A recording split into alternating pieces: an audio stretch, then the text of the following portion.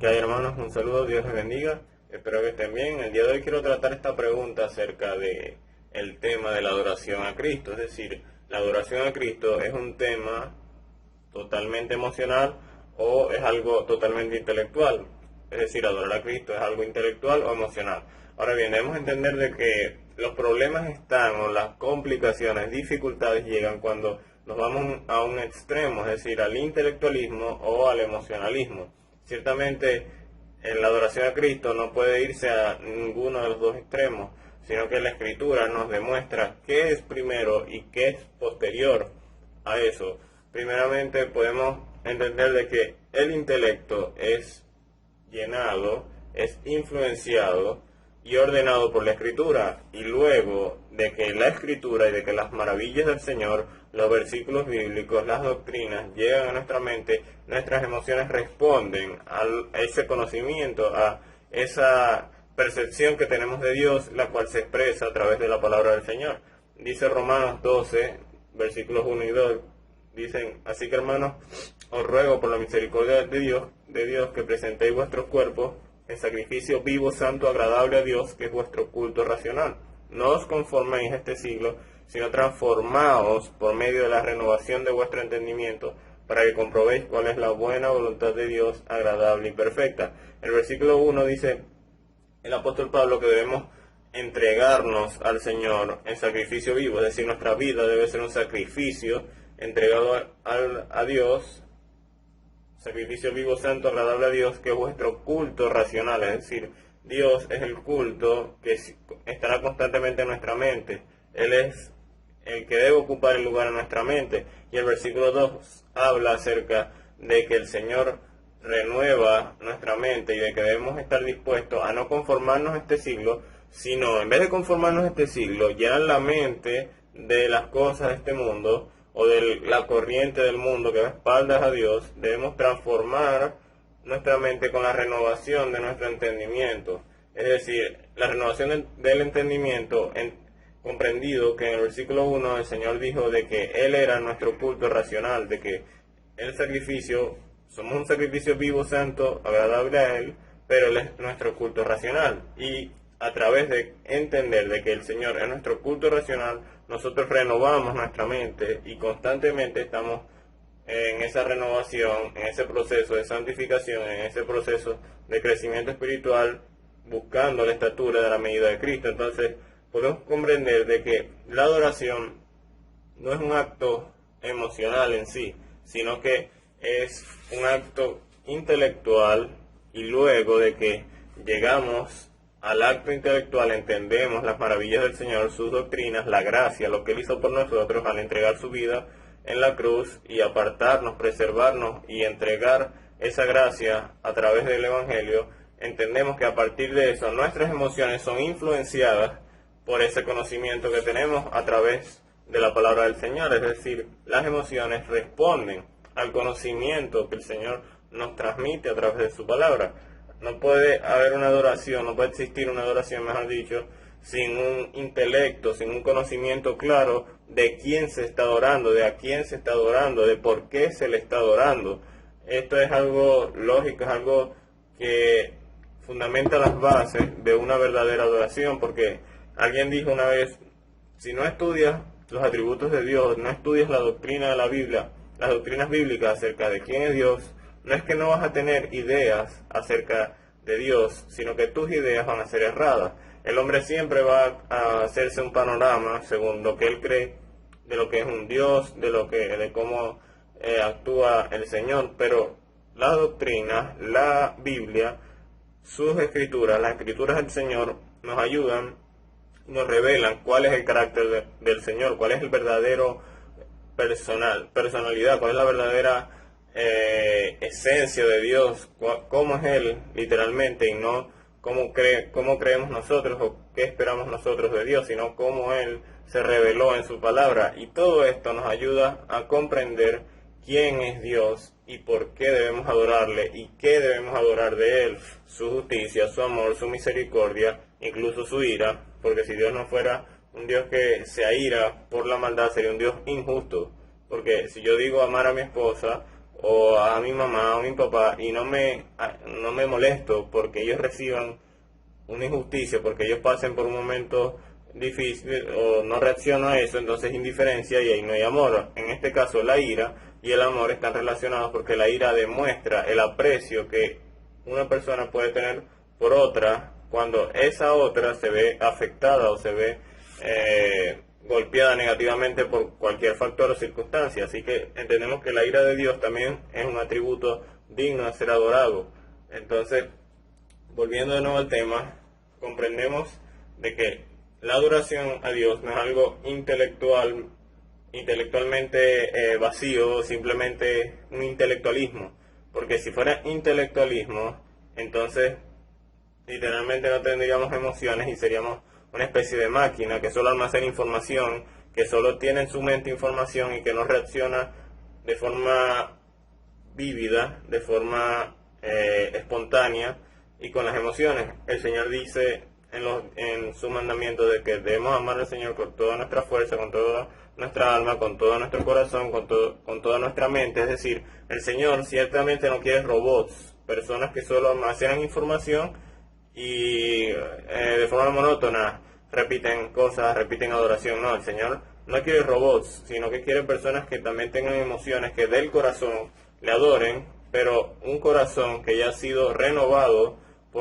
ya ha sido su mente renovada por la Escritura. Y obviamente no puede ser solo emoción, porque entonces encerraríamos la adoración en un emocionalismo, en una forma simple, emocional, que no tiene una renovación de la mente, que es lo que habla Romanos. Así que primero está el intelecto y luego, a partir del intelecto, nosotros respondemos, nuestras emociones responden a través de lo que conocemos de Dios, a través de su revelación, de cómo Él se ha revelado, de cómo Él se ha mostrado al ser humano a través de la Escritura, cómo sus atributos cómo sus atributos literalmente determinan cómo es Dios y cómo Él se muestra y cómo es la máxima expresión del amor. Él es la máxima expresión de la justicia, Él es la máxima expresión de la misericordia y de todo y cual sea su atributo, de su omnipresencia, omnipotencia, de su justicia. Y todo esto nos lleva a adorarle a Él y a reconocerlo como ese Dios único, como ese Dios que no tiene comparación y que no tiene otro Dios con D minúscula que le haga la competencia, porque Él es único en su especie, por así decirlo. Así que la adoración es un acto intelectual, pero también es un acto emocional. Pero para que sea emocional y real y no emocionalista, debe haber un intelecto que ya ha sido renovado y ha sido llenado por el Señor a través de su revelación. Y para que no sea algo solo de puro conocimiento y de puro almacenamiento, deben existir las emociones con el fin de que expresemos nuestra adoración a Él. No quiero entrar un poco en polémica acerca de qué iglesia adora realmente. Cual sea que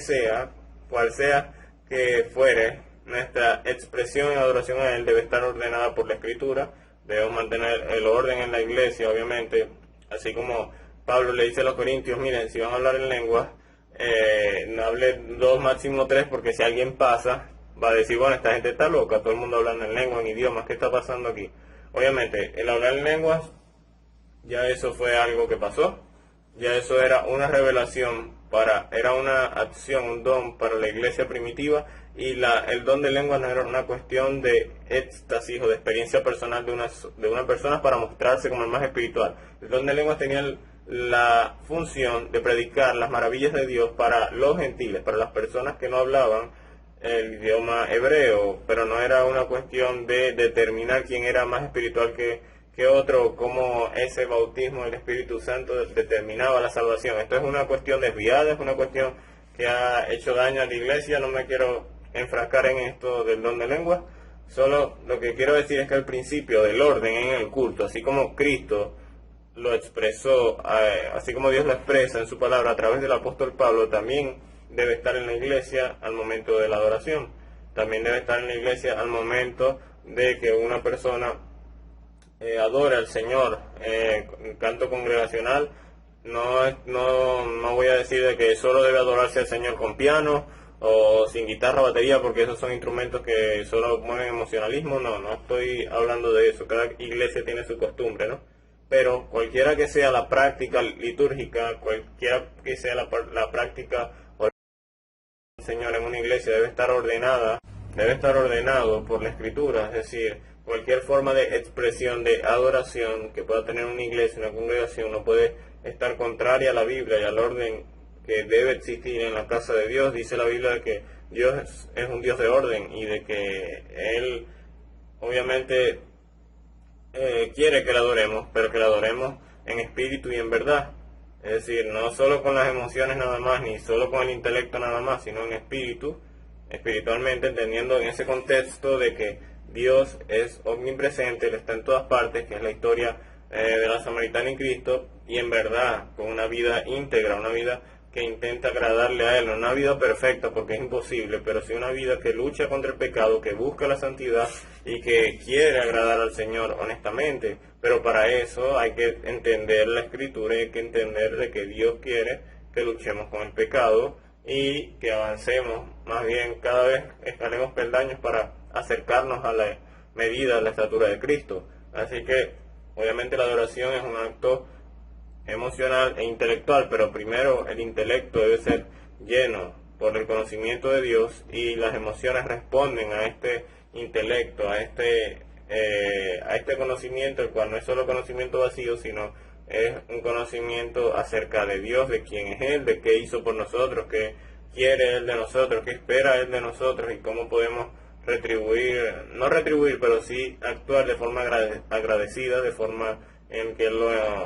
adoramos a Él, le damos la gloria a Él por salvarnos, por hacer su obra en nosotros, por tallar la imagen de Cristo en nosotros y por tenernos paciencia para poco a poco ir renovándonos, ir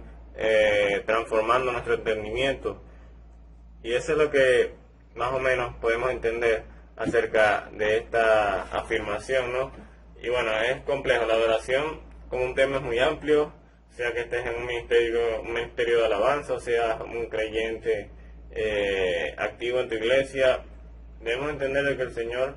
quiere que la adoremos en espíritu y en verdad, quiere que la adoremos con toda nuestra fuerza, con todo nuestro corazón, con toda nuestra alma, con toda nuestra mente. Es decir, integralmente, un todo, el ser humano adora al Señor, no solo con la mente y el conocimiento, y no solo con las emociones, sino ambos deben ir unidos, pero el intelecto debe ser llenado por la Escritura y las emociones responden a lo que el intelecto ha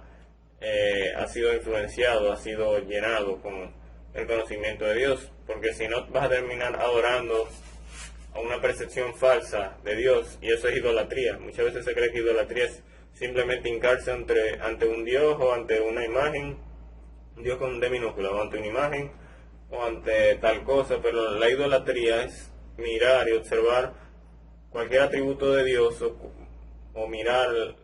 al Señor de forma errada o creer que el Señor es esto o aquello cuando la Escritura no lo ha revelado. La idolatría pasa también por tergiversar la imagen de Dios, por querer que Dios actúe de tal o cual forma que yo preferiría. Eso es idolatría porque no estás aceptando la deidad, no estás aceptando los atributos de Dios, no estás aceptando cómo Él se ha revelado a la humanidad. Y eso también es idolatría, y como cristianos y adoradores, todos somos adoradores, debemos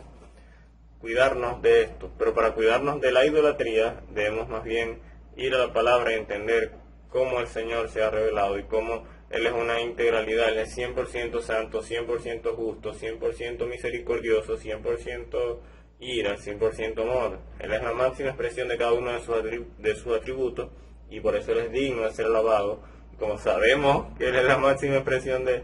cada uno de sus atributos, sabemos que Él es la máxima expresión de justicia, lo alabamos porque Él es un Dios justo. Sabemos que Él es un Dios de amor, lo alabamos porque es un Dios de amor. Sabemos que es un Dios de misericordia, lo alabamos porque es un Dios de misericordia. Primero tenemos el conocimiento y luego las emociones responden a ese conocimiento. Así que bueno, hermanos, ese fue el video de hoy. Déjenme saber qué piensan en los comentarios. Recuerden suscribirse al canal, dejar un like y bueno, que el Señor les bendiga.